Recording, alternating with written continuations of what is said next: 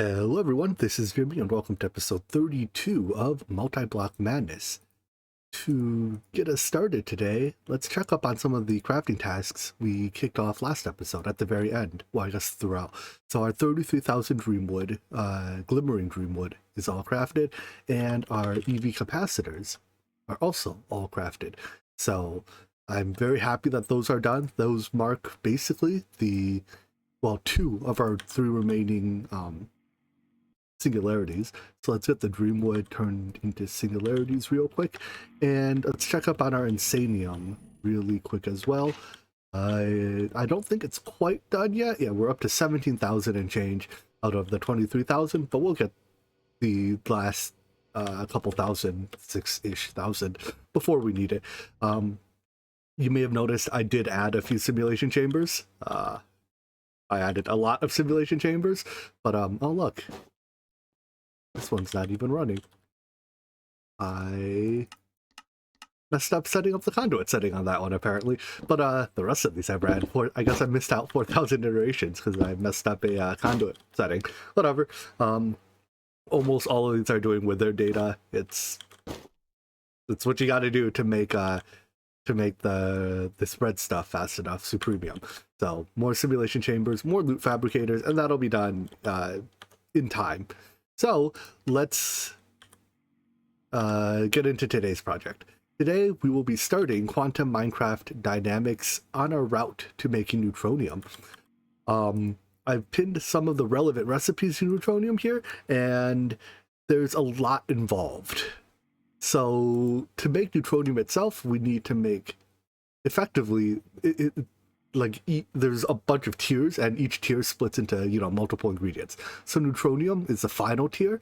Think of it kind of like a binary tree. As you go down, the next tier materials are mnemonic matrix and incoherent matrix.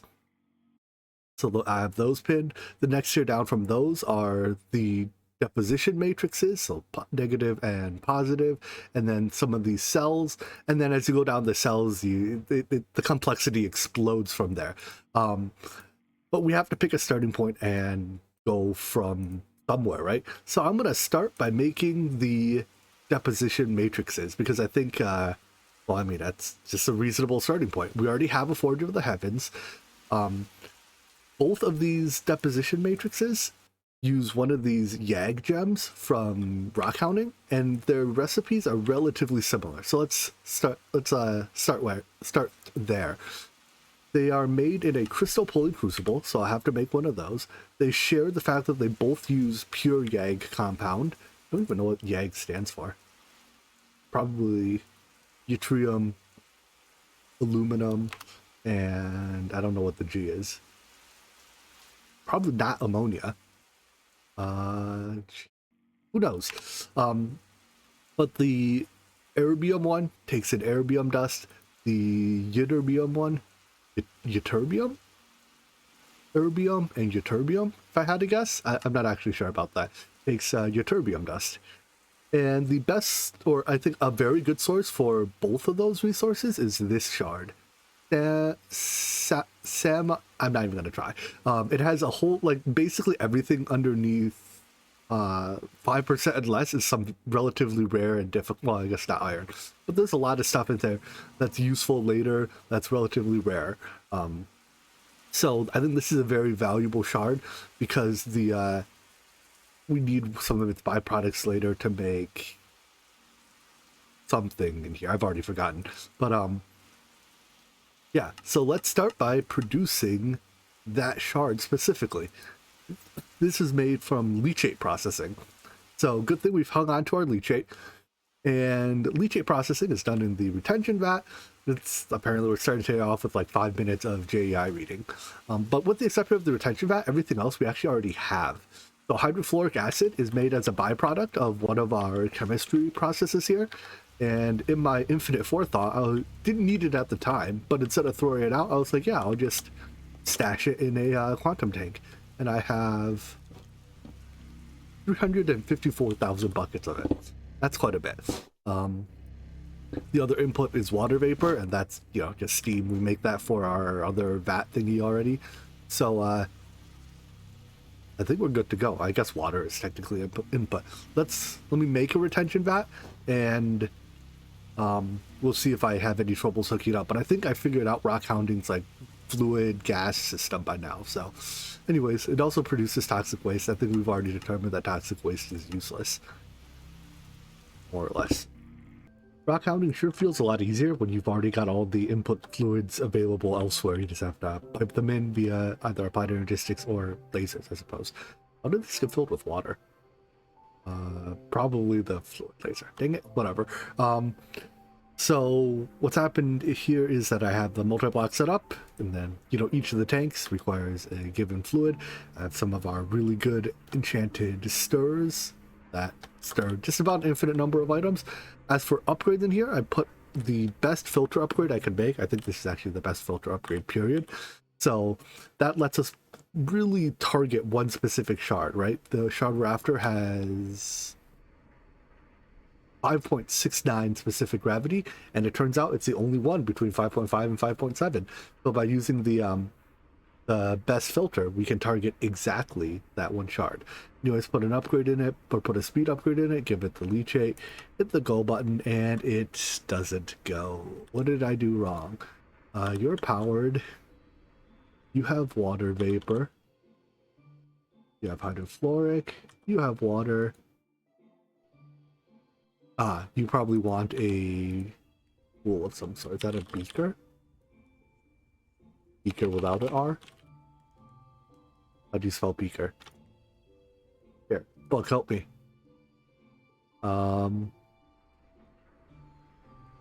Attach the, provide the insert. Yep, we've done that.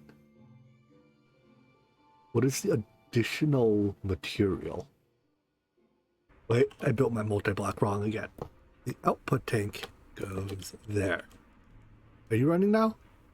Hey, there we go. Okay, so I guess there's no item goes there. But now it's producing shards. Am I giving more than one shard per operation? I am. I get 4 shards per operation. Cool. I'm kind of curious, how much fluid does this consume too? Let's temporarily stop inserting. So it does consume 200 millibuckets per operation. I noticed that oftentimes in the rock hounding recipes, the fluid amounts are kind of like a placeholder. It doesn't, you know, produce or consume exactly the 1 bucket. Like here, right? It's producing toxic waste in multiples of 400 millibuckets, whereas according to the recipe, it's 1,000 millibuckets out. So I think maybe it's just anything that's 1 bucket is a placeholder value, potentially. Whatever. The result, nonetheless, is that we have a lot of this shard. So now I just have to take the shard, run it through our chemical extractor as always. And because basically everything is under 20% in the shard, we get to do the efficient extraction as well. So where's that extractor? Right here. Oh, wow. They're even physically pretty close to each other. So because we can be efficient, let's just drop you down to 1 and place our shards in here. Okay, so that'll eventually turn them into all the output shards. I think for, you know, the things, because a lot of these are like 4%, it takes 25 dusts to make 1.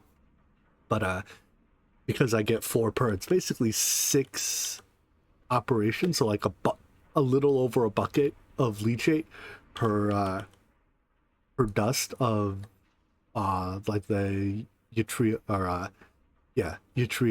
and ytterbium. Man, there's a lot of words here that I'm not even going to try to pronounce. So I don't even know where to start guessing on the pronunciation. But we've got, how many buckets is this? Almost 2,000 buckets, so that'll make 2,000-ish dust. Should be plenty. While we wait on our extraction thingy to get all these dusts, in fact, it's made good progress on a bunch of exotic dusts. Let's also set up the pure YAG compound automation. So we start by having a lab grinder blend together yttrium and aluminum. That produces this YAG compound. Then that goes into a precipitation chamber where, hey, I set it up right. We give it some of our liquid ammonia that we had previously crafted for some other process already. So once again, you know, reusing infrastructure, very good. And that pops out pure YAG compound. We don't need a lot of it. I think it's 1 gem per matrix. and then one matrix per deposition matrix. So basically 2 pure YAG compound per neodymium or neutronium, I think. Maybe I'm wrong, and because it said this is 1 MPU amount of phylons, where PU is a unit of like a count of particles, and M presumably stands for mega or million. So I don't know exactly, like, from one incoherent matrix, I assume we get more than, I mean, maybe we don't get more than 100 APU. That means we need 10 per? I don't know. I'll figure it out later. I guess if I have to automate this more, we can hook up piping to it, but maybe 21 is just enough. Anyways, we'll, the structures there will run it more later if needed. Right now, our bottleneck in this process is just how much yttrium we have. I think I've used, well, not quite all of it. Why are you not? Oh, I put ytterbium. Yttrium dust needs to go here. There we go. And then I should have, yeah, I have a little bit of that left. I don't think we use it for much else. So, cool. So let's unpin that. Next, we can process our YAG compounds with the stuff to make these 2 YAG gems. This requires making a crystal pulling crucible. I remember I declined to make one earlier when we were processing these litherite crystals, but seems like I'm stuck making it anyways. So, ooh, these are some interesting recipes. I turned a wither skeleton skull into another star. Oh, that's not an awful deal, except you need soul beads for it. Interesting. But first, a quick checkup. Our Dreamwood singularities are done. We have a little bit left over. We can just hit the eject button to get that back, and then switch this over to EV capacitors, and that should start compressing those. All right, knock one off the list. In fact, I'll even unpin that one for now. Our pinned list is getting shorter again. Building out the crystal pulling crucible. I'm not exactly sure what that name even means. What is being pulled? Crystals are being pulled by the crucible? I don't understand. Anyways, let's see. This goes into that tank. And what is this piece? Gas pressurizer. I'm trying to read the little picture graph. Oh, structures and machines. I think it was tier 3. Goes above the power station. Makes sense. There's a port there. It faces it. And I'm being extra careful not to build these wrong, because if you build it wrong, there's no feedback that you did. All right, I think that's it. So we have to give power to the power station as usual. Oopsies. Go back there. And argon into... What does argon go into? There's only one fluid intake, right? So I guess it has to be gaseous argon into the pressure vessel. That means we're going to need to transposer it. The only form of argon we natively have access to is the quantum Minecraft dynamics argon. Well, at least the only type of argon we currently make. Unfortunately, I can only drag buckets of fluids or fluid containers out of JEI into those fluid interfaces, so I have to actually get a bucket of this argon. It is gaseous argon, right? Yeah, not liquid. I think liquid argon has other uses as like coolant and stuff. So anyways, gaseous argon goes in a fluid conduit. Do not be confused about the difference. And then we want to turn that into from argon to argon, classic, and pump that into the tank. Honestly, once you get used to the rock hounding versions of gases and fluids, it's not that bad. All right, so at this point, I think we're ready to turn it on. Let's give it a speed upgrade, because I love my speed upgrades. All right, so what exactly is the recipe here now? It's YAG compound plus ytterbium and, man, I don't even know how to pronounce any of this. I'm gonna just skip on the pronunciation. We have that one and this one. And then to go with that, we need the pure compound, which I should put a bit more in there.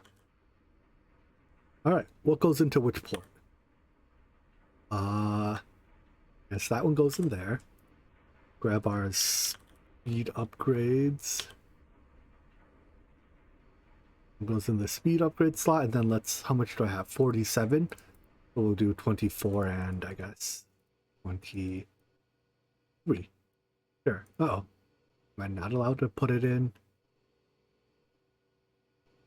Do I put it in this slot? Yep, there we go. It's doing it.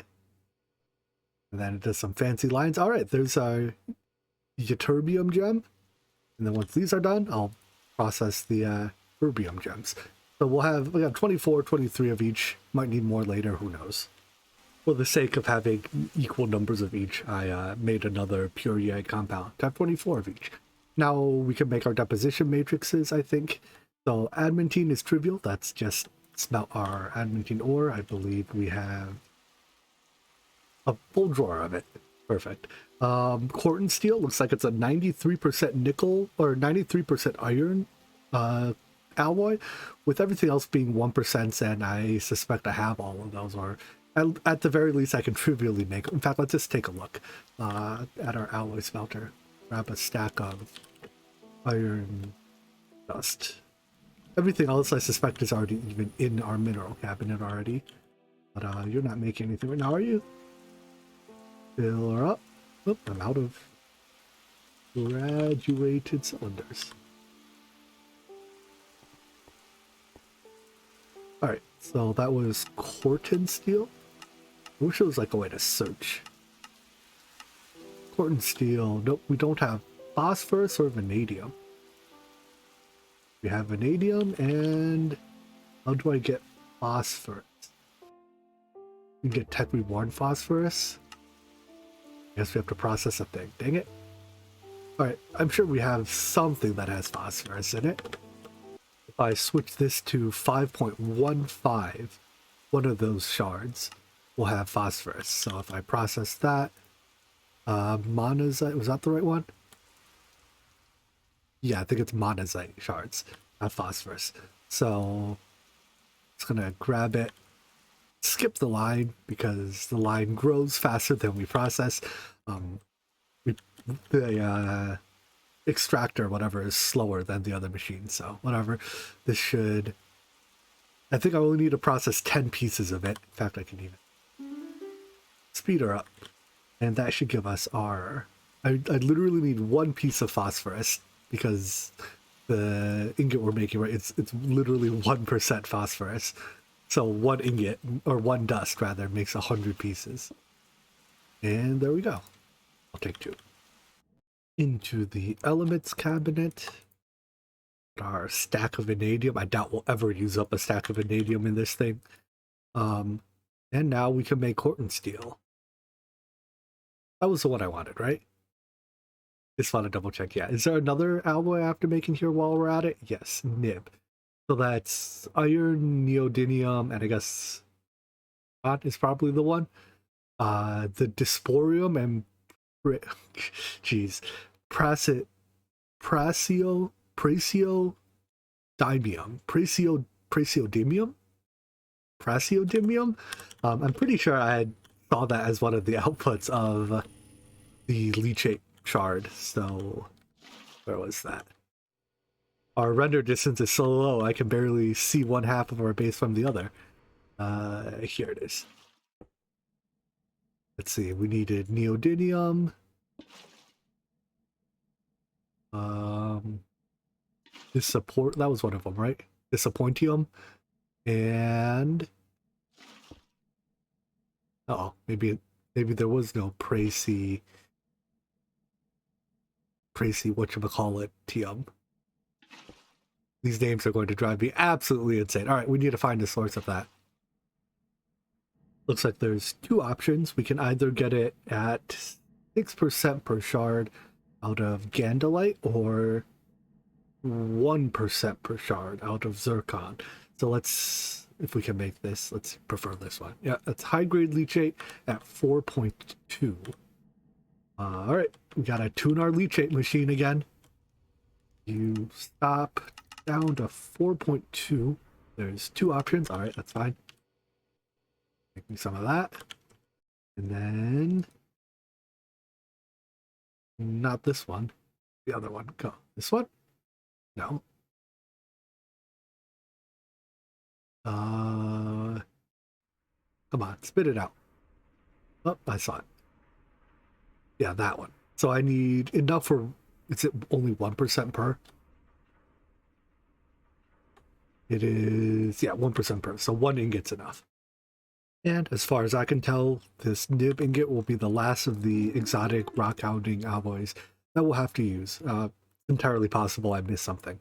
But once we have some of these, I'm gonna make, oh, I guess I'll just let it make until it's runs out of something. I'll probably run out of iron first. Yeah. So a little over a stack of these ingots. I'm just going to store them now for now, because to actually turn them into the deposition matrices, we still have to get dilithium, which requires, as far as I can tell, a trip to the moon. The ore doesn't seem to have a recipe. I know it generates on the moon, but there doesn't seem to be any other way to get it. So we'll need a trip to the moon to get that. I don't feel like doing that today. Also, we'll have to set up a couple new liquids and pump it into our Forge of the Heavens. But it's a fast recipe, so we can do that more or less just in time. And, oopsies. That completes another ingots quest. All right, give me 1 more of each of those ingots. Cool. So we can, no, I guess we can't quite unpin those yet. But for now, let's go back to nuclear engineering and start building out our particle accelerators to do quantum Minecraft dynamics. So there's most of these quests I think just have a lot of text, which is scary, but I can't read, so can't scare me that way. There's also a, oh, come on. There's a QMD guidebook. Here it is. But it's also, for one, I can't read. And for two, a lot of the things are, you know, to do, work in progress, let's see, collectors, you know. Gee, thanks. But I think I've read through literally every page in the guide, and I think I have a vague understanding of how this works. So I'm going to start by just building the components here so that we can, like, I can read the quests here, and then I'll try to explain the basics as best I can. But generally speaking, quantum Minecraft dynamics is built around the concept of creating particles. So think like neutrons, protons, electrons, and what those particles are even made of, and then speeding them up, crashing them into things, and doing stuff with what's left behind. So yeah, lots of text here. I'm not going to read it to you. But to start off, we have to make pipes. So these are what actually transport our particle beams. It's pretty easy. In fact, I should have, yeah, I just have plenty of stainless right now. Yeah, just make me a couple hundred ingots ahead of time. All right, we did our first on-time Minecraft Dynamics quest. Next up, we have to make a particle accelerator. Specifically here, we're making a linear accelerator. So particles have a couple stats. Let's look at the electron for now, because it's a pretty simple particle. An electron has a, well, each electron has a certain amount of energy in it. That's measured by, you see how in these recipes, there's like a minimum amount of energy required. These are a bit more descriptive. So, actually, let's start from the top, amount. When doing a recipe, they typically require at least, well, an exact number of particles to hit the thing to, you know, for the recipe to happen. So in order to make iridium 192 from osmium, we need to shoot 15.36 million PU particle unit, I think is what it stands for. It's just a number. I don't know what the actual number is, but it's some, you know, abstract way of measuring how many particles you have. Now, each particle needs to have a certain amount of energy, and there's a certain energy range that has to be observed. So if you have less than this amount of energy, the unit is EV, or electron volts. If you have less than 1.6 million electron volts for this recipe, it won't work. And if you have more than 11.6 million electron volts, it also won't work. Basically, if your energy is, or if your particle is not energetic enough, the reaction doesn't happen. If your particle is too energetic, it passes through with no effect at all. And all particles have a measure of this energy. For what it's worth, an electron volt is an extremely small amount of energy. It is the amount of energy it takes to take a object with charge equal to 1 electron, that is about 1 times 10 to the negative 19th off the top of my head, coulombs, which is an incredibly small amount of charge through a potential difference of 1 volt. So I guess how do I describe this? If you have like one of those LED lamps that's probably about 60 watt equivalent, it uses about 10 watts of electrical energy in 1 second, right? That uses 10 joules of energy. That would be 10, or yeah, that would be 10. So 10 joules of energy, let's type this out, is approximately 1 times 10 to the, or 1 joule rather, is 1 times 10 to the positive 19 electron volts. So 10 joules is, 10 times that. Does that, this seems like a hard thing to, let's just type out what exactly 1 times 10 to the 19th is, right?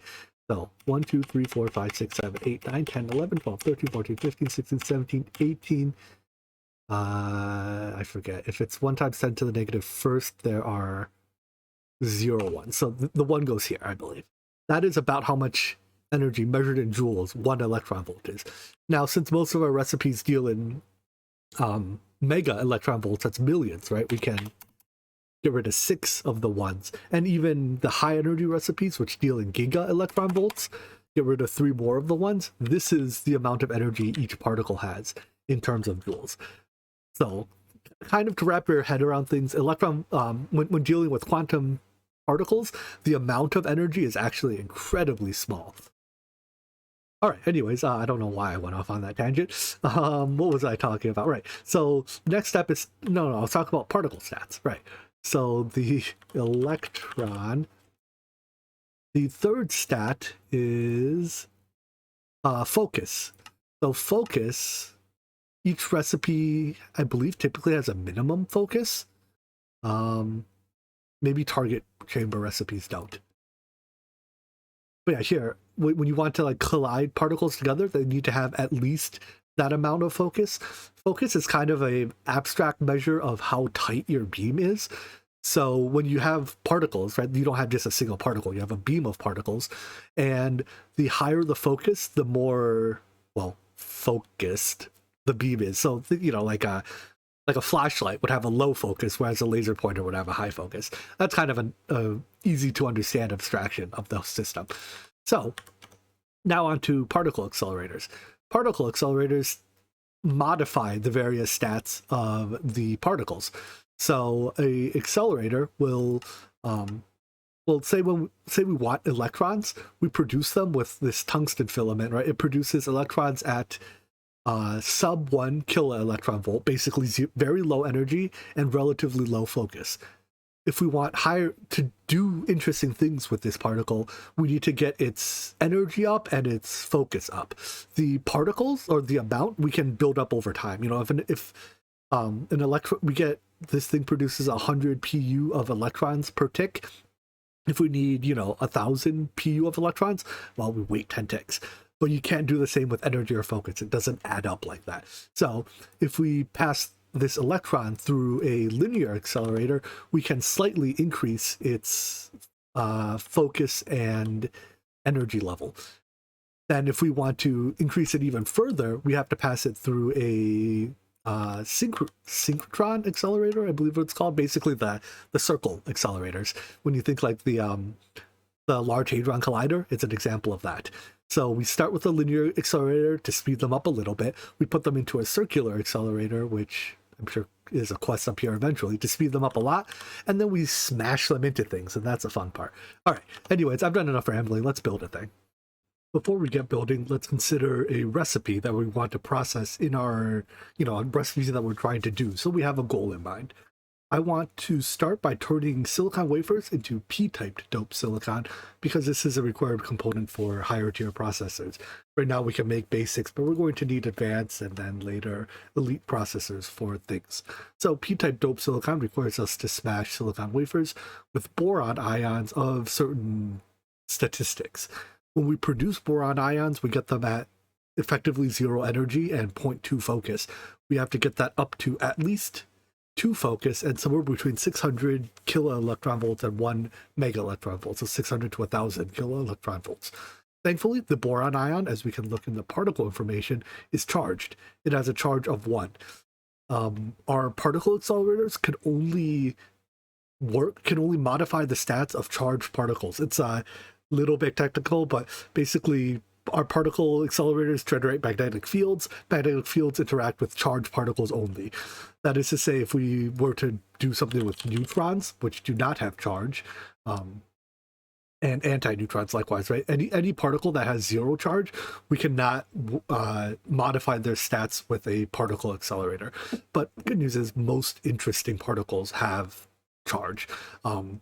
Just for what it's worth, a electron has a charge of, I forget, is it positive or negative 1 electron, and all other charges are based on that. So yeah, electron has a charge of negative 1, all other particles are relative to it.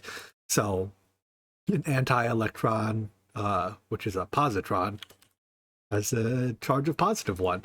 But that's a little bit technical. Anyways, a boron ion is just a boron nucleus that has, well, that's it, it's a boron nucleus, and it has a charge of positive 1 because it has a 1 proton, 2 neutrons, I believe. Is that what boron is? A boron atom with 1 electron missing.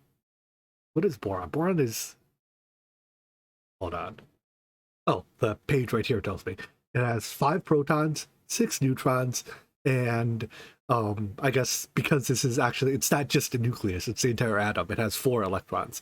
So because it's such a large particle, it has a very high mass, right? And if it has a high mass, that means that it's traveling at relatively low speeds for any given energy amount. That's also somewhat irrelevant. Anyways, now that we know our goals, let's consider how we accelerate it. Because we make boron ions at lower than necessary energy and focus, we need to make an accelerator that increases both of those. So to increase focus, we use, let's see, it's described here, hold on, a quadrupole magnet increases, no, we don't even use those in here. RF cavities increase, come on. I'm pretty sure RF cavities increase focus, and magnets increase energy.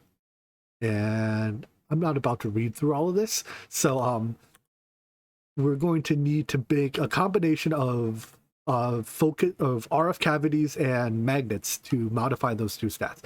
Each of those components also produces heat.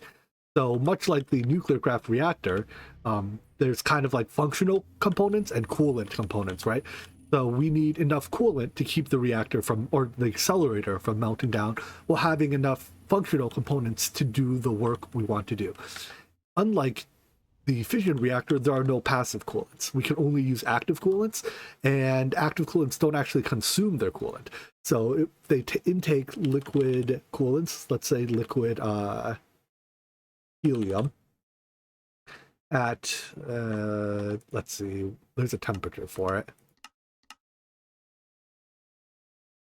Somewhere it tells me the temperature of liquid helium, but it inputs liquid helium, and then when it's used up, it outputs, here it is, it inputs liquid helium at 4 Kelvin, it outputs regular helium at 300 Kelvin, and then we can take the helium and recool it in a supercooler to get all of our liquid helium back. So really, the coolant thing just uses energy because the fluid is used on a closed loop.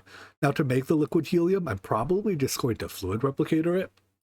I mean, this is super cheap. I also have boatloads of helium. I don't know. Helium's easy to come by. I'm not going to worry about it. Because this is my first accelerator, I don't know how long it's going to be. I built the one end of it, and as you know, depending on how much room I need for coolant, we'll just expand the other end out. So we have all the basic components: a controller, fuel ports or coolant ports for input and output fuel, and an energy port for input power. Now we have to choose which functional components we put inside. Remember, our goal is to make this boron ion, right? So 600 to, what is the upper limit? 1000 electron volts or kilo electron volts of energy, and at least a focus of 2. Our starting point is basically 0 kilo electron volt, 0 energy, and a focus of 0.2. There is no upper limit on focus. I don't know if there's ever an upper limit on focus, but at least for this recipe there isn't. So increasing focus, I may have said my the wrong way around for which does what, but to increase focus we use these quadrupole electromagnets. There are 5 options, and we need, again, at least 2.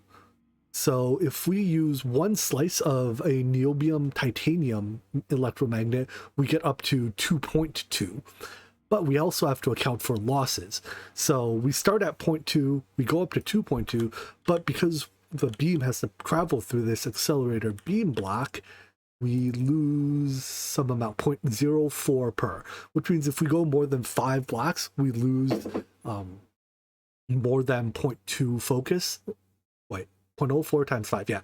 Then, so if we go like the 6th block through the beam block, or the, it's the same thing for the beam pipe, I believe. Yeah, so if we have to send the particle beam more than 5 blocks, we have to do more than 1 slice of this accelerator electromagnet. So we will use 2 slices of the niobium titanium accelerator. The second slice can also be a different material if that's what turns out to be easier to do. So that handles the focus. Now for the energy, we have to go from 0 to at least 600, but no more than 1000. I don't actually know if we add 1000, will it, like, it says our starting point is less than 1. I don't know if that strictly means 0. I'm somewhat curious. If I add 1000, is that too much? I think this is the perfect time to experiment. So we'll either need 1 niobium tin RF cavity, right? This adds 1000 kilovolts to, well, each kilo, the voltage here translates into energy in the particle, because our particle has a charge of a net charge of 1. Then 1000 kilovolts here will add 1000 kilo electron volts to our particle energy. So either we use 1 RF cavity of this type, or we add together 500 and 200 to get to 700. I don't know if this is going to work. I could look it up, or we could just build it. There are definitely designs floating around, probably on the NuclearCraft Discord, that can, just tell you exactly what components that go into this accelerator to, target specific things. But because this is my first one, I figured let's design it ourselves to learn the basics. All right, now for cooling. Cooling is a bit more complicated. We have to somehow choose the right cooling blocks. So despite these cooling blocks having materials, they don't actually consume any of these materials, right? They're functionally passive coolers, but they also consume an active coolant, if that makes sense. And each of these has, requirements, must be adjacent to XYZ. This is the part that it hurts my head to try to understand. But we're going to have to, between our 3 functional slices, put in enough coolant to keep our reactor from overheating. So we have 2 slices of, I guess our second slice could be anything, but if we have 2 slices of this, that's 4520 heat plus 1 slice of, so just 3 times 2260. 3 times 2260 is 666780. Is that true? Heat units per tick is the amount of cooling we have to generate. And I have to somehow come up with at least that much by jamming coolers next to each other.